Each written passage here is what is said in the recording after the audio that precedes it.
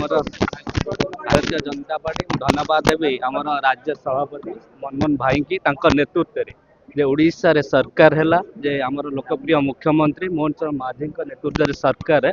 कार्यक्रम को देखिए जे लोक आभिमुख्य कार्यक्रम जे लोक कति पहुँच पार्टी स्कीम सीधा सड़क ता सहित मत अंत्योदय श्रेणी तल शेष श्रेणी लोक मान जो कार्यक्रम चली धान रेट एमएसपी बढ़ला भत्ता बढ़ला यही कार्यक्रम माने जो दादन कटी लोक जाऊले आ न कटी एटी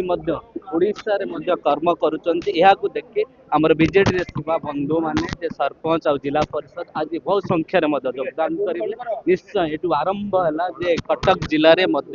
भारतीय जनता पार्टी निश्चय आगामी दिन में पंचायत इलेक्शन सबू जिला परिषद सहित जे कि आमर आभिमुख्य रही खाली जिला परिषद नुह सरपंच वार्ड मेंबर आमर भारतीय जनता पार्टी कार्यकर्ता ही है ग्रासरूट रे किपरि सरकार स्कीम पहुँचब यही व्यवस्था को दे आमर लोकप्रिय